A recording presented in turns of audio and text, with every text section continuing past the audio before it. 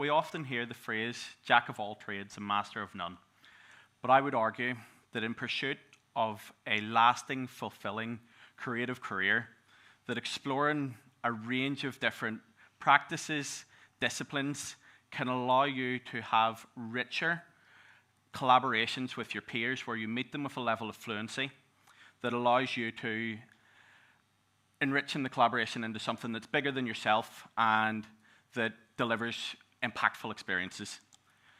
Often for me, in my career, I have been a graphic designer, videographer, animator, technologist, stage designer, business owner, and the key thread is at the start, I thought it was going to be easy.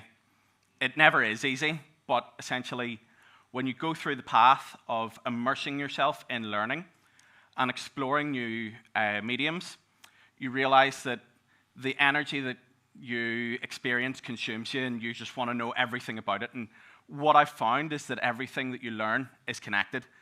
Every thread that you learn and every time you follow your curiosity and channel your inner child into exploring things to their fullest, even if they are not the final destination in the pursuit of mastery, they are a necessary step along that path. And I believe that knowledge compounds, so as you explore graphic design, the graphic design informs your composition and videography and the visuals that you make. I believe that, the knowledge that you learn about rigging then informs how you design a stage. All of these things are a compounding effect, and while they might not necessarily be the thing that you do forever, being genuinely curious and pursuing that with passion, I feel like is an amplification to your craft in the long run. I believe that taste can be found in many places, so I think that you can find inspiration in interior design and architecture that can be applied to many other different fields. You can find inspiration in nature, you can find inspiration in math, and all of these things can be a driving factor for how you then translate that into a creative practice, and it's something that is really dear to me. One thing that I've taken a lot of inspiration from in my career and in my journey as an artist and as a human has been the natural order of how nature organizes itself in a structured but random and chaotic way. Unfortunately, this isn't super clear, but this is a representation of a visual that we made on the golden angle, which is essentially how the petals on a flower organize itself in a geometric way. And for me, this has been a driving force of inspiration. The Fibonacci sequence that exists in architecture has also been a driving source of that inspiration. And then this is it reflected in a real-time plugin that we've produced for the generation of our own visuals for concerts. This has then manifested itself further in an expression of chaos that we delivered as part of Lugh Festival of Light, where we pumped water from one of Ireland's most tidal rivers, which is the River Boyne, and then projected onto that and brought that to life. So you have the integration between the chaotic nature of an extreme river that at its lowest is less than a meter and at its highest is 5 meters. In the peak of Halloween, where there's a full moon, and then you're experiencing that chaos that's naturally organized, translated into an artistic medium. Again, as I mentioned about Fibonacci, the thread of inspiration for me is, seen in the Ulster Museum. It's seen in the windows of the brutalist part of that building. But then for me, then translating that into a visual for a techno rave is, quite a journey. Again, another thread that we have been really, really lucky to experience is the connection with Irish mythology and essentially looking at the history and the legacy of stories told by our ancestors and translating that into a really modern expression of our art and having the joy of learning about these stories and discovering them with a sense of curiosity that then can be translated into this Gothic building and brought to life to be celebrated by thousands.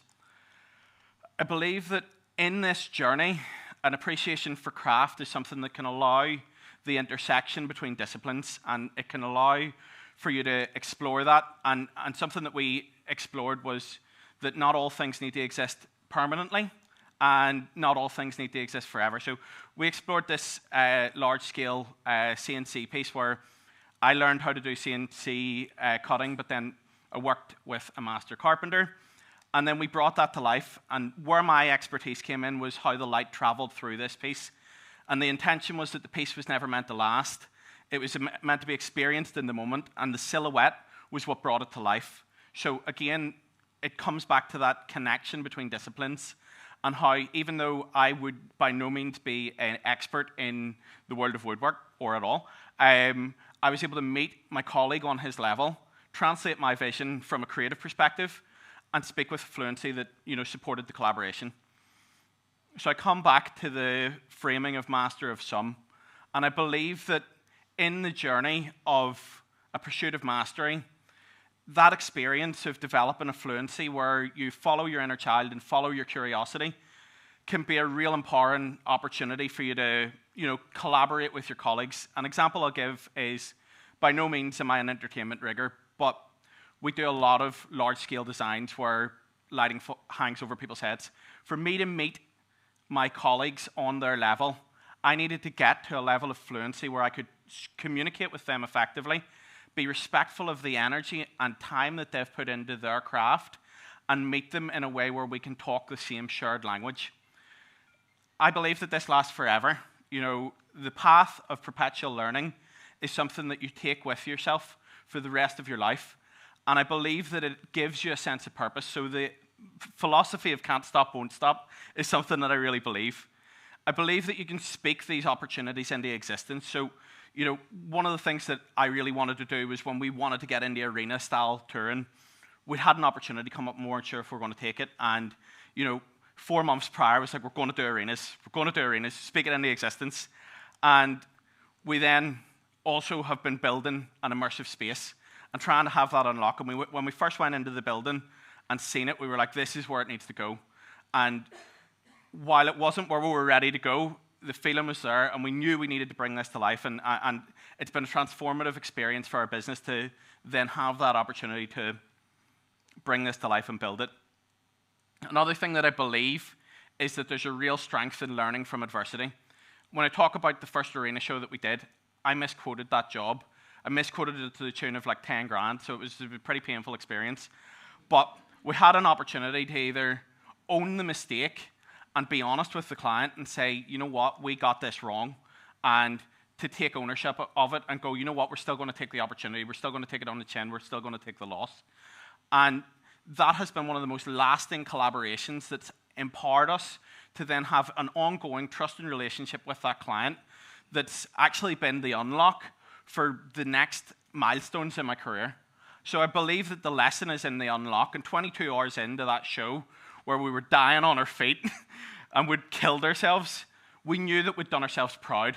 And I believe that that is the next step in the career progression that you want. And sometimes it is just pushing through that barrier and, taking ownership of it and accepting that that's where you need to go. So I think that skills compound. The skills that you develop in one field compound into another, and they empower you to meet with your people on a range of different places. They give you the opportunity to be more creative. They give you the opportunity to have new perspective, new context that allows you to grow and thrive and pursue a life of purpose, a life of excitement, a life of curiosity, and a life of inspiration. I believe that in a time of being hijacked by algorithms and by being hijacked by social media, I think that the act of mood boarding, of saving, of designing your algorithm with intention is a really powerful act. When I want to learn something new, I'll actively search it to send the signal to social media platforms that this is the content that I want. I want educational media, and I want that to be an unlock. So I believe that there's an opportunity to take control of the media that you consume and use that as a way to empower your growth, as opposed to being hijacked and having your dopamine taken on a ride. What I'll leave you with is this. I believe that whatever you're curious about, whatever speaks to your inner child, that you should chase it with passion, you should chase it with authenticity, and you should pursue it with every intention, even if it doesn't feel like the logical step on your career. One thing I talk about and that I experience quite often attending concerts is the magician's curse. And what I mean by that is that having an understanding of how it goes together behind the scenes essentially curses you to know what's wrong. But what I would argue is that having that experience, also when it goes right, when the audio's right, when the lighting's right, when it's been art directed beautifully, is the absolute best blessing, because you can have an appreciation for the team behind the scenes that have brought this together and brought this to life. My closing remarks are this: the harder you work, the wider the surface area you experience of luck. The more you put energy into learning and pursuing the things that you want, the closer you become to them. I genuinely believe that you can speak your goals into existence and that you can manifest your own luck through being an active participant in the next steps of your career. Thank you.